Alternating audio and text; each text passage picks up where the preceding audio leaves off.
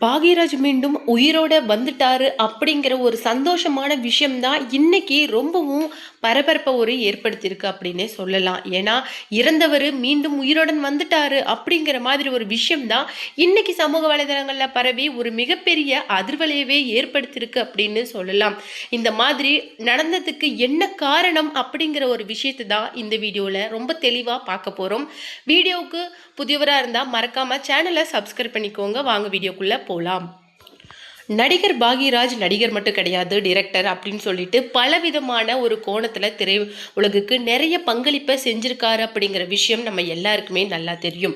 அது மட்டும் கிடையாது, அவருக்கு பூர்ணிமா பாக்யராஜ் இரண்டாவது மனைவி. அவங்களுக்கு பிறந்தவங்க தான் சாந்தனு சரண்யா. மகள் மூலமாகவும் அவருக்கு நிறைய மன கஷ்டங்கள் அப்படிங்கிறது ஏற்பட்டிருக்கு. அது மட்டும் இல்லாம ஒரு சின்ன துரோகத்தையே அவங்க பண்ணியிருக்காருதா நிறைய விஷயத்துல அவரே பகிர்ந்திருக்காரு. மகள் துரோகம் செஞ்சிருந்தா கூட என்னால் என்னுடைய மகளை தள்ளி வைக்க முடியாது, அவளை ஏத்துக்கவும் முடியாம தள்ளி வைக்கவும் முடியாத ஒரு மிகப்பெரிய மனப்போராட்டத்துல நான் இருக்கேன் அப்படிங்கிற மாதிரி அவர் வெளியிட்ட அந்த ஒரு இன்டர்வியூ தான் எல்லாரையுமே கலங்கடிச்சிருச்சுன்னு சொல்லலாம். ஏன்னா தன்னுடைய மகள் பிறக்கும் போது அவர் ஒரு லெட்டர் எழுதினாங்களாம். அதுல என்ன எழுதியிருந்தாரு அப்படின்னு சொல்லிட்டு பாத்தீங்கன்னா, இந்த உலகத்துல எதுவுமே என்னுடைய மகளை விட அழகு கிடையாது, என்னுடைய மகளோட அந்த பட்டு கைகளுக்கு எதுவுமே ஈடாக முடியாது, அவளுடைய சிரிப்பு அவளுடைய கண்கள் அப்படின்னு சொல்லிட்டு இந்த உலகத்துல இருக்கிற எந்த விலை உயர்ந்த பொருட்களுமே என்னுடைய மகளுக்கு ஈடாக முடியாது அப்படின்னு சொல்லிட்டு அந்த குழந்தைய வர்ணிச்சு ஒரு லெட்டர் எழுதியிருக்காரு. ஈவன் சுகமான சுமைகள் அப்படிங்கிற ஒரு சீரியலே தன்னுடைய பெண்ணை மையமா வச்சு தான் ஒரு சீரியலே டிரெக்ட் பண்ணியிருக்காரு. அந்த அளவுக்கு தன்னுடைய மகள் மேல அளவுக்கு அதிகமான பாசத்தையும் அதுக்கு மேல உயிரையுமே வச்சிருந்தாரு இருந்த பாக்யராஜ். அது மட்டும் இல்லாம பூர்ணிமா பாக்யராஜ கல்யாணம் பண்ணிக்கிறதுக்கு முன்னாடி தன்னுடைய முதல் மனைவி மஞ்சள் காமாலை நோயால இறந்துட்டாங்க. ஆனா அவங்க இறந்து ஒரே வருடத்திலேயே பூர்ணிமா பாக்யராஜ அவர் திருமணம் பண்ணது மிகப்பெரிய சர்ச்சையா போயிடுச்சு.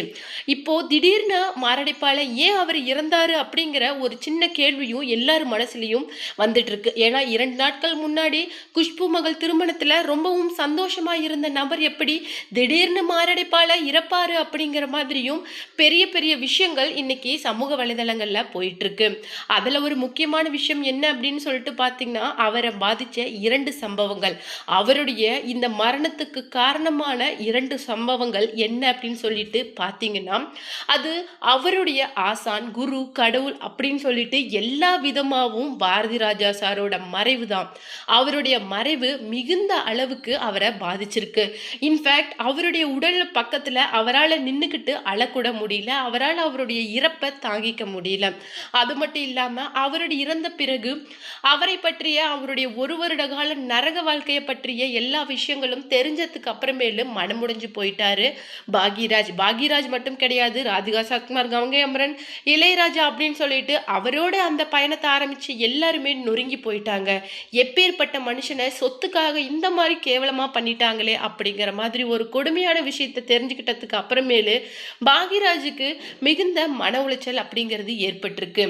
அதுல இருந்து மீண்டு வரத்துக்குள்ள கோவாவில் நடந்த குஷ்புவோட மகள் திருமணத்துக்கு இங்கிருந்து கோவா போய் அங்க மது மாமிசம் அப்படின்னு சொல்லிட்டு அளவுக்கு அதிகமான சாப்பாட்டை சாப்பிட்டிருக்காரு.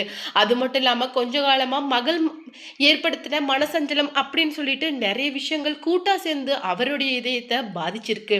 இப்படி இருந்த மனுஷன்தான் அதுக்கப்புறமேலு தாங்க முடியாத மாரடைப்பா ஏற்பட்டு ஹாஸ்பிட்டல் அட்மிட் பண்ணியிருக்காங்க. சிகிச்சை பலனின்றி இறந்திருக்காரு.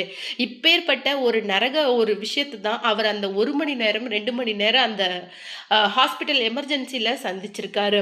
அவருடைய இறப்பு அப்படிங்கிறது பல்வேறு விதமா சொல்லப்படுது. அதுல ஒரு முக்கியமான விஷயம் என்ன அப்படின்னு சொல்லிட்டு பாத்தீங்கன்னா, நான் 50 ஆண்டு கால திரை வாழ்க்கையை நிறைவு செஞ்சிருந்தா கூட என்னுடைய மகன் சாந்தனுக்கு என்னால எதுவுமே பண்ண முடியல அப்படிங்கிற ஒரு இயலாமை அவருக்கு ஒரு பக்கம் மனதை அவருக்கு காயப்படுத்திக்கிட்டே இருந்திருக்கு. மனைவி கிட்ட அடிக்கடி இந்த விஷயத்த சொல்லியிருக்காரு.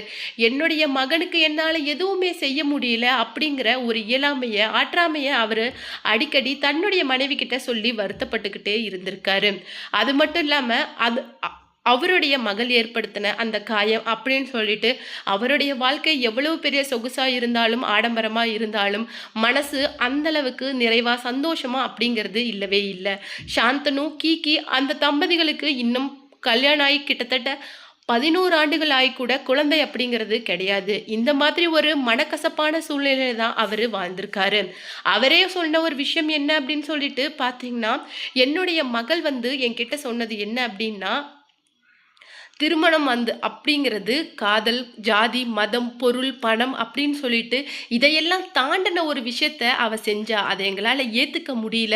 மகளா இருந்தாலும் கூட, என்னுடைய உயிரா இருந்தாலும் கூட அவ செஞ்ச அந்த துரோகத்த என்னால தாங்கிக்க முடியல. அன்னைக்கே நான் பாதி செத்துட்டேன் அப்படிங்கிற மாரி ஒரு விஷயத்த கண்ணீர் மல்கா அவர் சொன்ன அந்த விஷயங்கள் தான் இன்னைக்கு சமூக வலைதளங்கள்ல ரொம்பவும் வைரலா போகுது.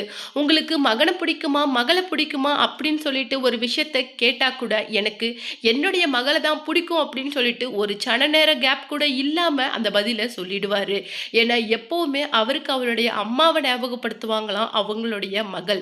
அது மட்டும் இல்லாம சாந்தனு அவருடைய இறுதி சடங்கு முடியிற வரைக்குமே கதறி அழுந்த விஷயத்த பார்த்த உறவினர்கள், நண்பர்கள் அப்படின்னு சொல்லிட்டு எல்லாருமே உடைஞ்சு நொறுங்கி போயிட்டாங்க. அந்த அளவுக்கு சாந்தனு, பூர்ணிமா பாக்யராஜ், கீகி அப்படின்னு சொல்லிட்டு எல்லாருமே மனம் வருந்திருக்காங்க. இது ஒரு பக்கம் இருக்க அவருடைய கிட்டத்தட்ட 500 கோடி சொத்து மதிப்புக்கு சொத்து போராட்டம் அப்படிங்கிறது மறுபடியும் பாரதி ராஜா கதை மாதிரியே ஆரம்பிச்சிருச்சு. அங்க மகளும் மருமகளும் சண்டை போட்டா இங்க மகனும் மகளும் சண்டை போடுறாங்க. இந்த மாதிரி பிரச்சனைகள் இப்ப மறுபடியும் ஆரம்பிச்சிருச்சு.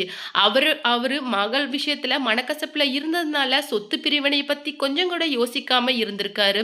அது மட்டும் இல்லாம திடீர்னு மாரடைப்பும் ஏற்பட்டிருக்கு. அவரு மீண்டும் உயிருடன் வந்திருக்காரு அப்படிங்கிற ஒரு விஷயம் எந்த அளவுக்கு ஊர்ஜிதமா இருக்கு அப்படின்னா, அவருடைய அந்த முழு உருவச் சிலைய ஒரு சிற்பக்கலைஞர் அப்படியே வடிச்சு கொண்டு வந்து பூர்ணிமா பாக்யராஜ் வீட்ல குடுத்து, அவருடைய படத்துக்கு முன்னாடி நின்னு அழுதுருக்காரு. அவரால நெறைய பேரு வாழ்க்கையில பெரிய பெரிய உயரத்துக்கு போயிருக்காங்க. ஆனா, எனக்கு வாழ்க்கை குடுத்த தெய்வம் அவரு அப்படின்னு சொல்லிட்டு, அவங்களுடைய கால்ல விழுந்து அழுதுருக்காங்க. ஆனா, அவருடைய முகத்த என்னால கடைசியா பார்க்க முடியல அப்படிங்கிற எனக்கு வேதனைய தாங்க முடியல அப்படின்னும் சொல்லியிருக்காங்க. என்னுடைய குடும்பம் வாழவே வழி இல்லாத இருந்த சூழ்நிலையில எங்களுக்கு வழிகாட்டின தெய்வம், அந்த தெய்வம் எங்கள விட்டுட்டு போயிடுச்சு அப்படின்னு சொல்லிட்டு, கண்கலங்கி அவர் பேசின அந்த விஷயங்கள் தான் சமூக வலைதளங்கள்ல ரொம்பவும் வைரலா போகுது. தன்னுடைய கணவர, தன்னுடைய அப்பாவ தங்களுக்கு மேல ஒருத்தர் நேசிச்சிருக்காரு அப்படின்னு சொல்லிட்டு அந்த குடும்பமே அந்த முழு உருவச் சிலைய பார்த்து மிகவும் வருந்திருக்காங்களாம். இதுதான் இன்னைக்கு சமூக வலைதளங்கள்ல இப்போ பேசுபொருளா போயிட்டு இருக்க ஒரு முக்கியமான விஷயமா இருக்கு. அது மட்டும் கிடையாது. பாரதி ராஜா கிட்டத்தட்ட அந்த சொத்து பிரச்சனையால எவ்வளவு அந்த 1 வருட காலம் கஷ்டப்பட்டிருக்காரோ, இவர் இறந்ததுக்கு அப்புறம் மறுபடியும் அந்த சொத்து பிரச்சனை அப்படிங்கிறது ஆரம்பமாயிடுச்சு. இந்த நேரத்துல பூர்ணிமா பாக்யராஜ் யார் பக்கம் இருக்க போறாங்க? மகன் பக்கமா? அல்லது மகள் பக்கமா? அப்படிங்கிற ஒரு பிரச்சனை தான் இப்போ ரொம்ப போயிட்டுருக்கு. அது மட்டும் இல்லாம பாக்யராஜ் வந்து கிட்டத்தட்ட 90ஸ் கிட்ஸ் மட்டும் இல்லாம இன்னைக்கு 2கே கிட்ஸ் வரைக்கும் தன்னுடைய தாக்கத்த ஏற்படுத்தியிருக்காரு அப்படின்னே கூட சொல்லலாம்.